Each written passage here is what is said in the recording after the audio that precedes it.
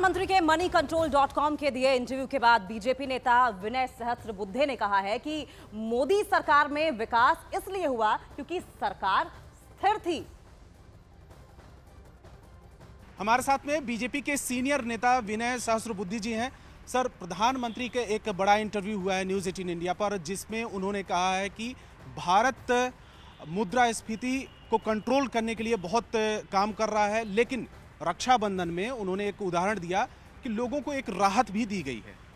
बिल्कुल सही बात है, क्योंकि भारत और भारत की सरकार जनता के सम्मुख जो भी चुनौतियां वैश्विक परिस्थिति के कारण निर्माण होती है, जैसे कि पेट्रोल की कीमतों में हमने देखा, उस समय भी सरकार आगे आई और भाजपा की सरकारों ने रियायत देने के बारे में पहल की।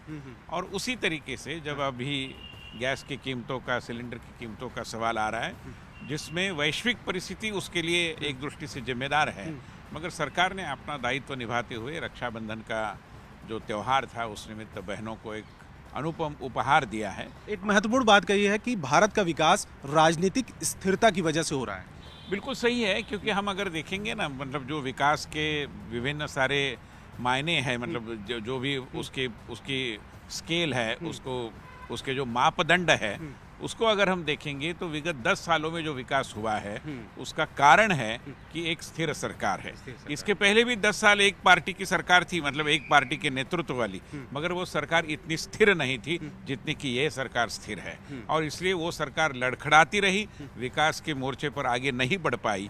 हम तीव्र गति से आगे बढ़ रहे हैं, उसका कारण है राजनीतिक स्थिरता।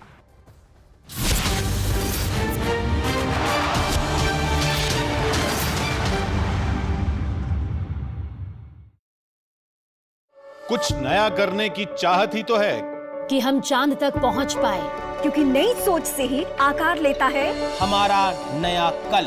एक ऐसा सुनहरा कल जिसका सपना देख रहा है नया भारत। हम भी हैं तैयार, नए अंदाज, नए रूप के साथ इस नए भारत के हर कदम को आप तक पहुंचाने। एक ऐसे नए स्टूडियो से जो बनेगा टीवी न्यूज का एक नया बेंचमार्क।